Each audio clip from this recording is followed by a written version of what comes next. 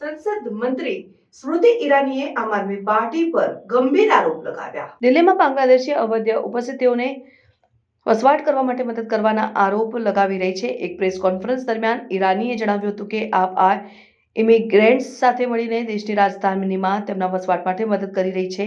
ઈરાનીના આ આરોપો અવૈધ વિમાને અને તેના ઉપર અસર કરનારી રાષ્ટ્રીય સુરક્ષા અને સંસાધનો પર સતત વધતી ચિંતાઓના માહોલમાં આવ્યા છે। મંત્રીઓ આ દાવાઓ કર્યા છે કે આ પાર્ટી બાંગ્લાદેશી નાગરિકોને દિલ્હીમાં વસાવવાની મંજૂરી આપે છે। આ મુદ્દો રાજકીય વર્તકાઓમાં ચર્ચાની વાત બની રહ્યો છે।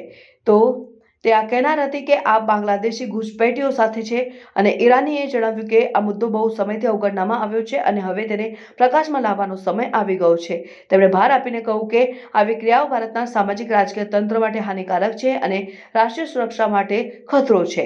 મંત્રીએ દાવાઓ કર્યા છે કે સરકારે અવૈધ ઇમિગ્રન્ટ્સની ઓળખ માટે જરૂરી પગલાં લઈ રહ્યા છે અને આ પર આવેલ આક્ષેપો માત્ર આ મુદ્દાની ગંભીરતાને રજૂ કરે છે। બીજી તરફ આપે આ આરોપોને નકાર્યા છે અને ભાજપ પર પોતાના ફેલાવટથી ધ્યાન ખેંચવાનો આરોપ લગાવ્યો છે। પાર્ટી નેતાઓએ આ દાવાઓને ખોટા અને રાજકીય દુરાવટ તરીકે ઠહેરાવ્યા છે અને આ મુદ્દાએ એક ગરમ રાજકીય ચર્ચાની શરૂઆત કરી છે જેમાં બંને પક્ષો એકબીજાની ટીકાઓ કરી રહ્યા છે અને પોતાના દ્રષ્ટિકોણનું સંરક્ષણ કરી રહ્યા છે। બાંગ્લાદેશ જેવા પડોશી દેશોથી અવૈધ અવસરો વધવાની વાત ભારતીય રાજકારણમાં મોટી ચર્ચાનો કેન્દ્ર બની છે। ભાજપે ઘણા સમયથી બાંગ્લાદેશમાંથી આવતી અવૈધ ઇમિગ્રેશનને લઈને ચિંતાઓ વ્યક્ત કરી છે અને દેશમાં સીમાની સુરક્ષા માટે કટ્ટર પગલાં ભરવાની વચનબદ્ધતા દર્શાવી છે। સ્મૃતિ ઈરાનીના તાજા આરોપો સાથે આ મુદ્દો આગામી સપ્તાહોમાં રાજકીય चर्चाओं में हाईलाइट थशे। जांच एजेंसी ने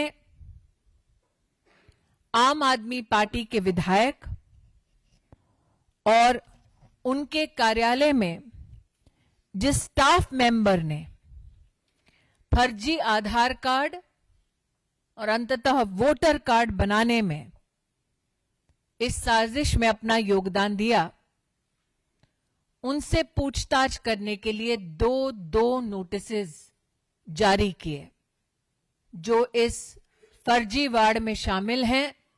न वो दो नोटिसेस पाने के बाद भी जांच एजेंसी के सामने प्रस्तुत नहीं हुए, जो देश की राजधानी में आकर फर्जी आइडेंटिफिकेशन कार्ड्स के माध्यम से देश के लोकतांत्रिक ढांचे को फर्जी वोटर कार्ड बनाकर चोट पहुंचाना चाहते हैं, हमारी डेमोक्रेसी को चैलेंज करते हैं।